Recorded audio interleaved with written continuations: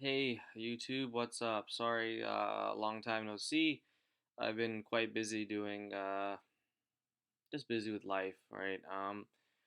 I am gonna bring you some Cold War gameplay. Um, I know I haven't uploaded any Cold War stuff yet because I don't own the game. But I did get some time in on PlayStation, whatever they have that they have the access week, so I did play, and I might actually just get it. It is a pretty good game. Anyway, so yeah, the topic of this or the title of this video, this will be the part four, the Bitcoin Protocol part four video. And in this video, I'm going to talk about the Patoshi blocks. This is how they're tracking Satoshi's wallet. Apparently, the blocks that he mined are different than the blocks that are mined today.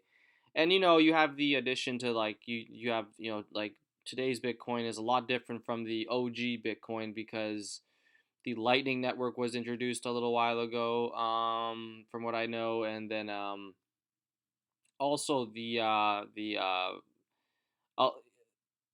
Bitcoin its infrastructure is being updated. That's a good thing.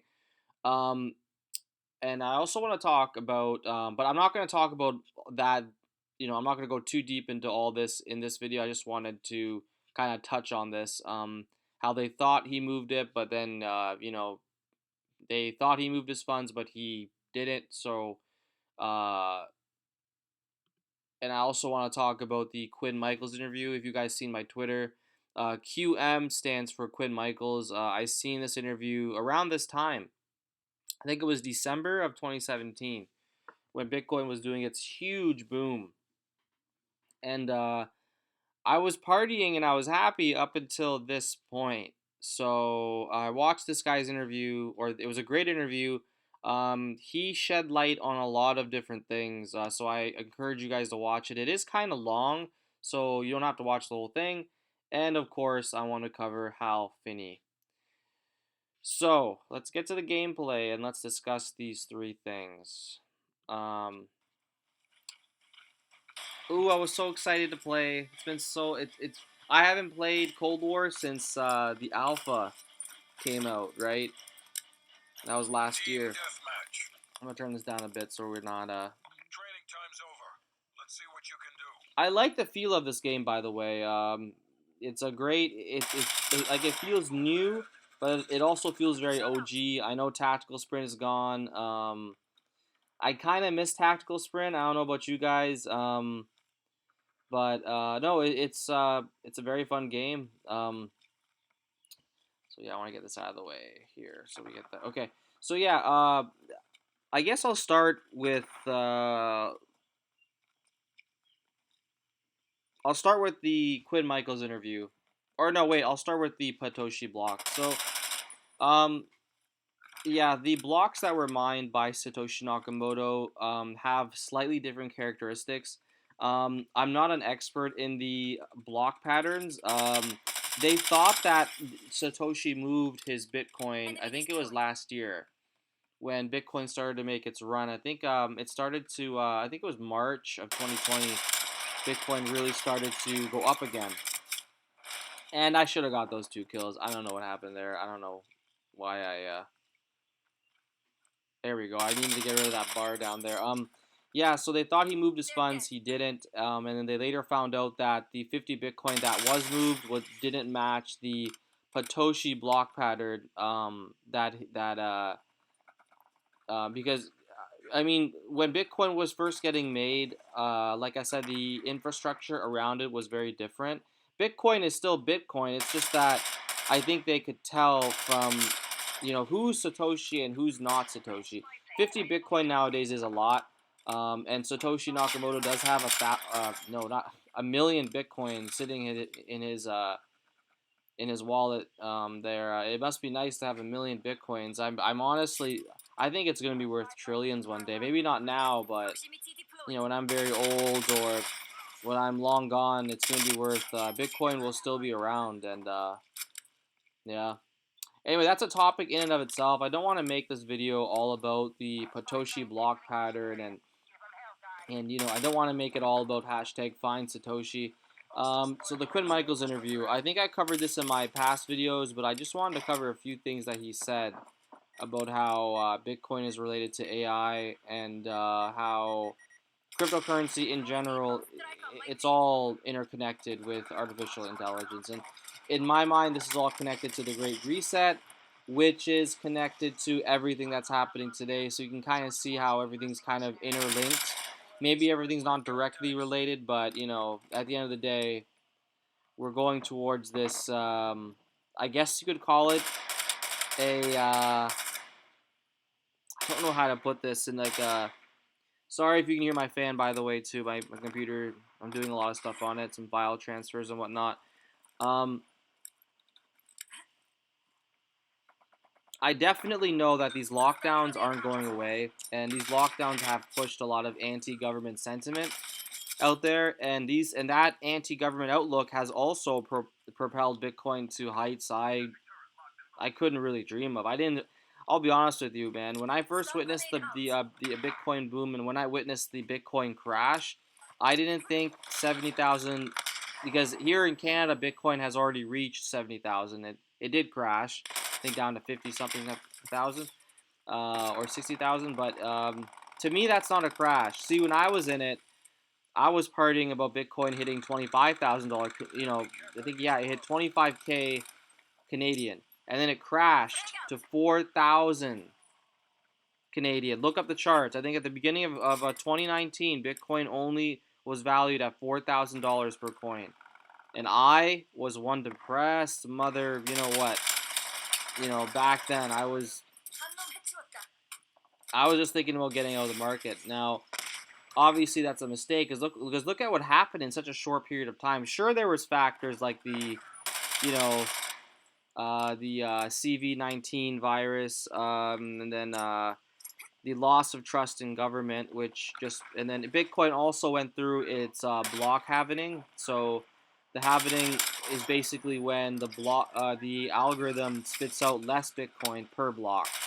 So all of this was kind of happening at once, and well, actually, the halvening happened. I don't know if it was 2020 or if it was 2019. I can't remember, but it happened, and there wasn't a immediate price jump, but you know, we could something was gonna happen down the pipe. So you know, and then you have institutional money entering Bitcoin too. That's also raised its value like crazy. So anyway, um, the price of Bitcoin,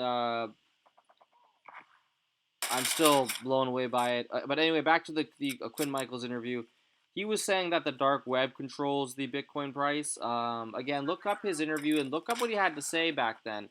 I haven't looked up any of his recent stuff, but that interview was probably one of the best interviews about blockchain ever, because I think some people didn't really believe him at first. They didn't believe that what he was saying was true.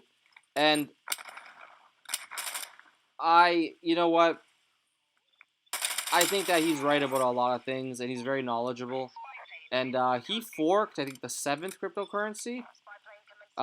Forking is kind of like a split, so it's kind of like a Bitcoin Cash. Like Bitcoin Cash came from the Bitcoin protocol, but somebody kind of split up the blockchain, created a new blockchain, and just called it Bitcoin Cash. That's the simplest way I can put it. Um, and of course, I want to talk about Hal Finney. I think I have some time in this video to. Yeah, I do. Okay. Um, like I said, I'm still having the issue where my computer stops recording me, so I know I can only make like 5-6 minute videos. So I'm trying to time myself here. Anyway, yeah, I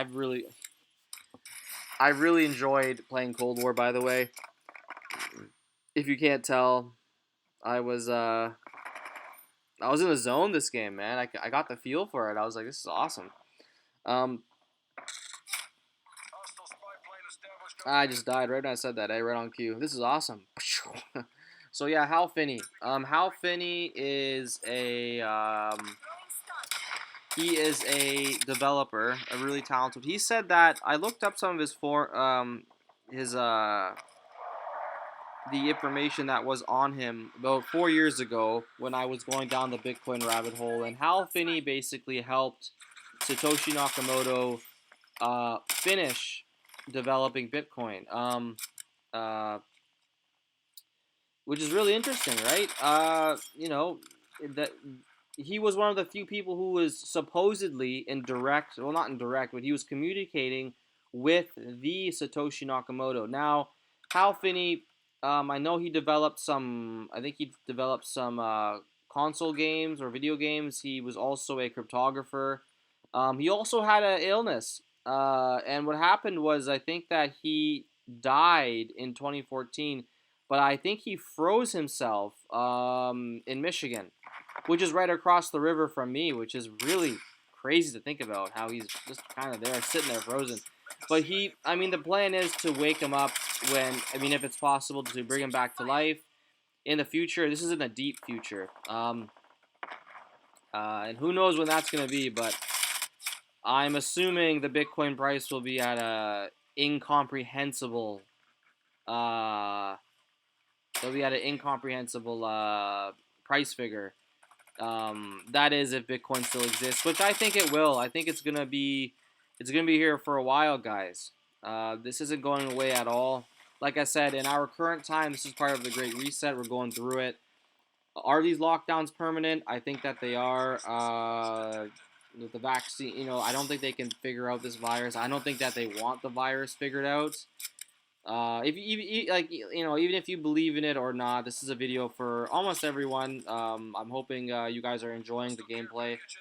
Um, yeah, let me know your thoughts in the comment section. I'm gonna keep this video kind of short, but look up Hal Finney. Look up how he was in contact with Satoshi Nakamoto. Hal Finney is actually on record saying that he thought Satoshi was incredibly bright. But he never really met Satoshi Nakamoto. He was just kind of helping him with this decentralized crypto